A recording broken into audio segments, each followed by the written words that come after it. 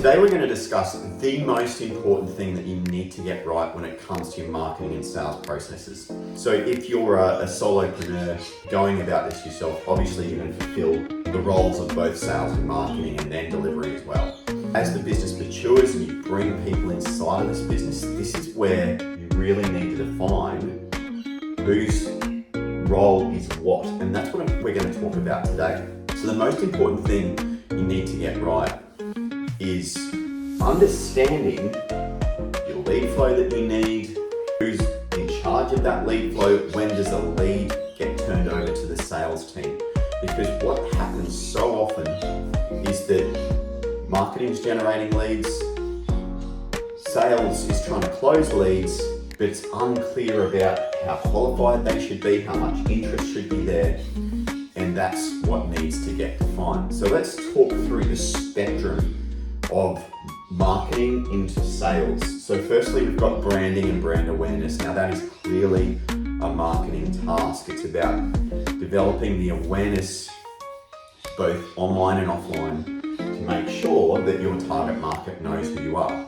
Once we've got awareness, we then need to generate the interest where ultimately that person becomes a lead. Now the grade for most organizations is generally in this area, that spot between interest and qualification. So there's a number of ways to do this, and I'm going to talk about the different structures of businesses and where you should ultimately see where that qualification needs to sit, whether it's in marketing or sales.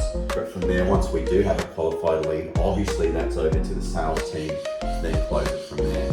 Now the big thing around marketing is how much time and energy should you spend in terms of generating awareness and branding versus purely lead generation. And there is no right or wrong answer. In fact, I've worked with quite a few different businesses, ones that ultimately need a lot of leads. They need 30, 40, 50 leads coming in a month at least to then ultimately create sales on that. Now, I've got other businesses that I work with and they're happy with 4 or 5 highly qualified leads per month to ultimately close one deal a month. So if you're the latter business, the business that has big deal sizes that still revolves around you quite a bit, usually more a consulting style business where the deal size might be 50,000, 100,000 and plus, then you want to spend most of your time on building awareness, putting out great content,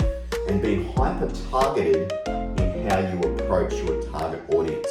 From there, you then want to obviously generate a little bit of interest, continue to put the funnel, and that's a lot of the funnel is going to come from the awareness activities that you put into place. Flip this around. If you're that business that needs 50 plus leads per month to generate the sales that you need, maybe you need at least 5, 10, 15, 20 deals. Obviously, if you're looking at e-com businesses and selling, it's thousands and thousands.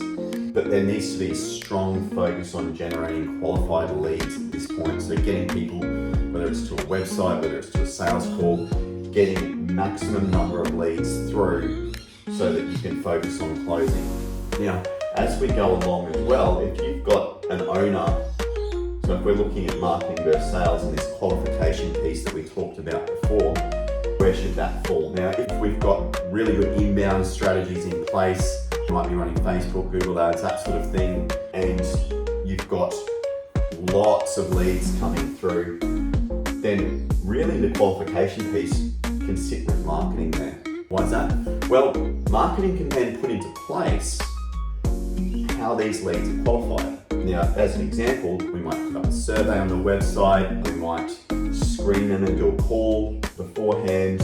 There's a number of different ways. We might do AI SMS type qualification, talking to that lead, but ultimately we need to find out a way through marketing that we're going to ask a few questions to then ultimately get them through that sales call. So what this does is if you're sending unqualified prospects through to a sales call and your salesperson is booked solid for the next 2-3 weeks, then there's going to be a lot of wasted time here. Now, flip that around, and if you're only getting 50 leads through a month and only 25 of those are going sales call, then you probably want to minimize the actual qualification there and focus on your sales guy, maximizing the opportunity, talking to more prospects, learning this process and learning how to market better so that you can ultimately have the salesperson down the track talking to more qualified leads. The number one priority here is understanding this and